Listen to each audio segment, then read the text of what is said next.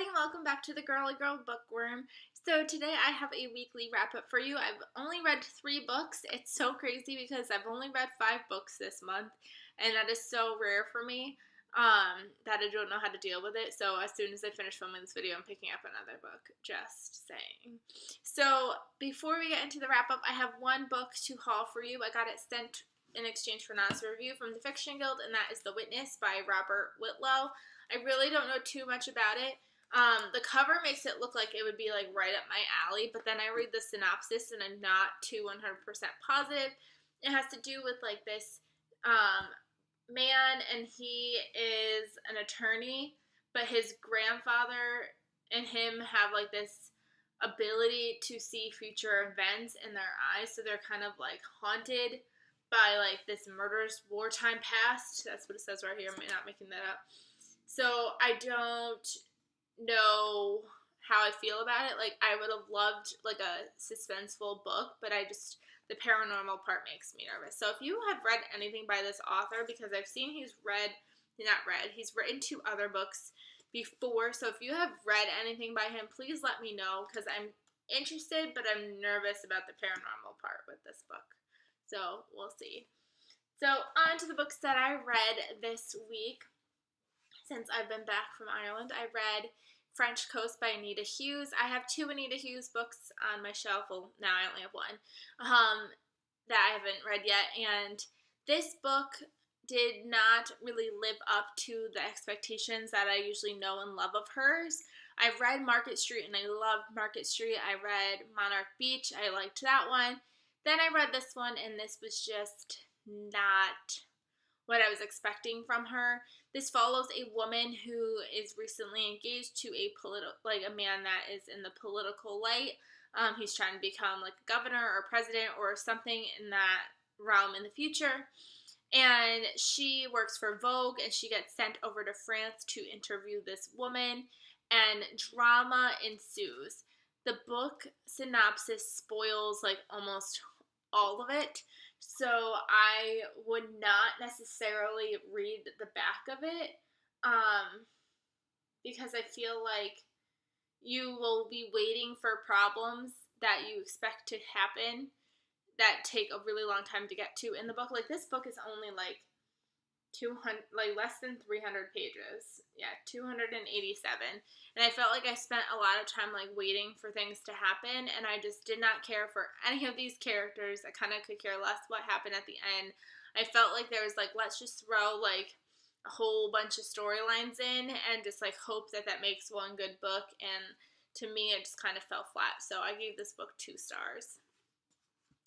And then after that, I picked up Before the Storm by Diane Chamberlain. This is the first book in a duology. I am so bad, and I'm blanking on the duology's name, but I really enjoyed this book. I gave this book 5 stars, and this is the first real Diane Chamberlain in a while that I've actually really like felt invested in and loved.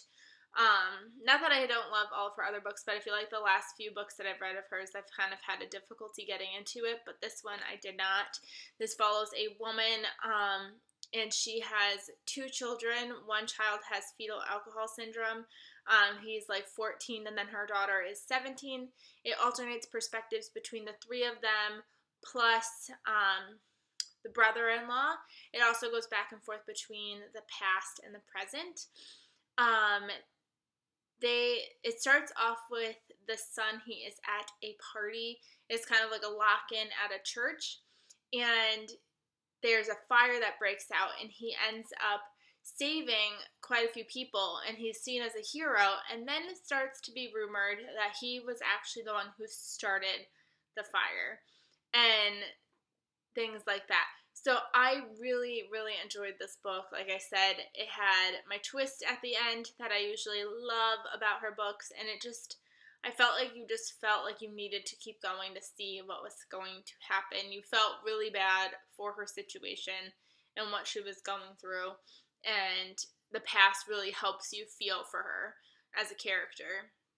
So like I said, really enjoyed this book. I am going to get to the sequel. I do own the sequel. I just don't know at what point I'm going to read it, but definitely a good book. And then the last book I read took me 3 days to finish, and that was The Last Letter from Your Lover. And this is my first Jojo Moyes book. This was to see if I really wanted to read Me Before You, and as of right now, I do not want to read Me Before You. I didn't really enjoy this book.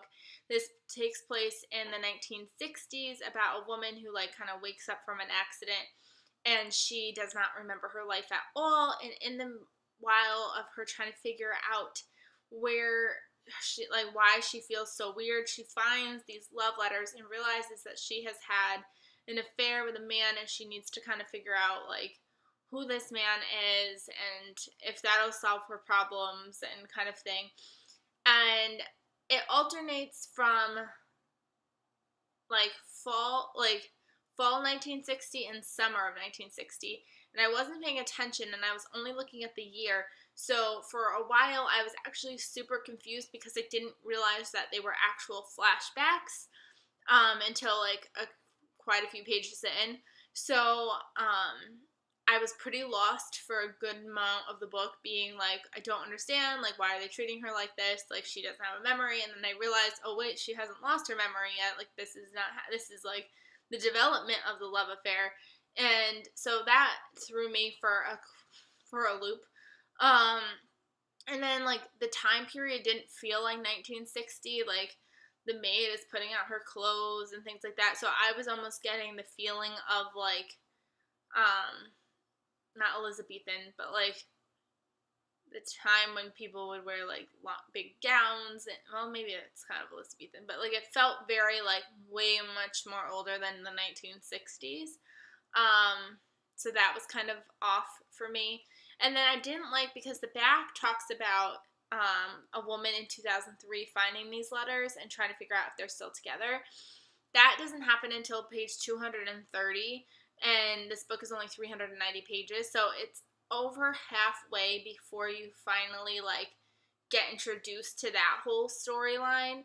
And that storyline has its own love issues. So I just kind of wish that it was tied in from the very beginning of her trying to find these people, and kind of that connection that way, instead of not getting introduced to that until the very end. So I wasn't crazy about this book. I gave it 3 stars because I was very confused through most of this book, especially knowing the 2003 part on the back. I kept waiting for it to happen, and it wasn't coming, so it just made this book go 10 times slower.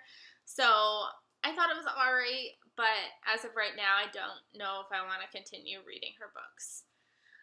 So yeah, those are the books that I read this week. If you have any thoughts about those books down below, especially Jojo Moyes, if you've read that book compared to other books of hers, or if you think that there's a book